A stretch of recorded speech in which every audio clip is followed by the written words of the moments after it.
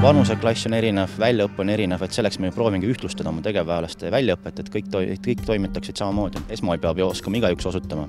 Ja sellest on vähe kasu, kui mind õpetati 20 aastat tagasi.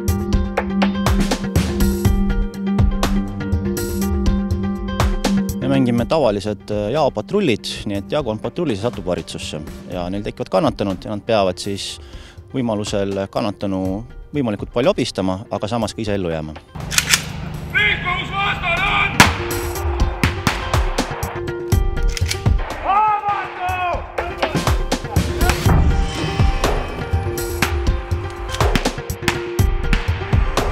No esimesel võimalus me peame minema.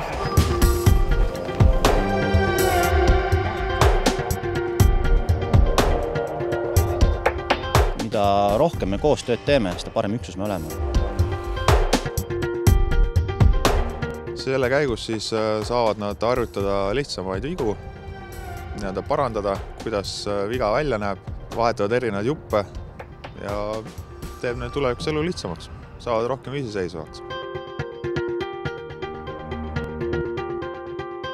Et kui näiteks metsas on üksi sõidavad või siis koos väikse seltskonnaga, saavad sõiduki lihtsamad vead ära parandada.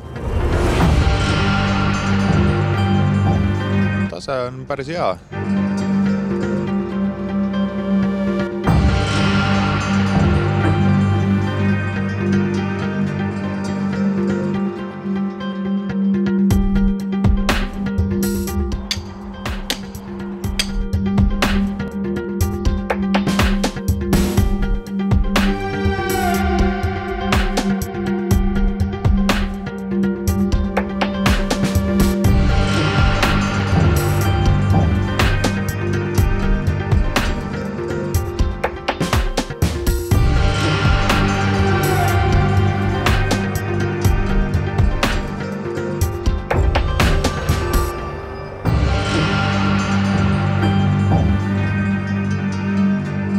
See lõhub ära igapäevase rutiini, saad teha muid asju.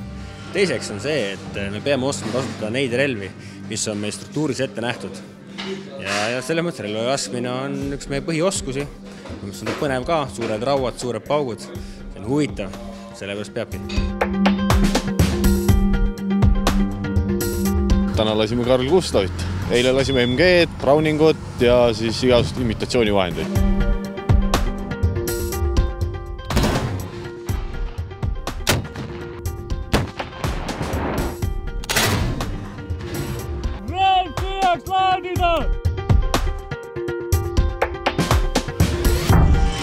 Tähelepanu!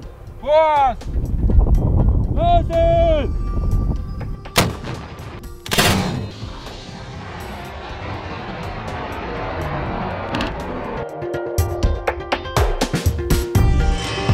Mulle väike meeldetuletus, aga kahe käega olen poolt, et neid rohkem ikka tehakse. Eeskätt sellepärast, et me kõik oleme sõdurid ja et ennast relvadega sina peal tunda, peaks kõik teadma ja tundma neid asju.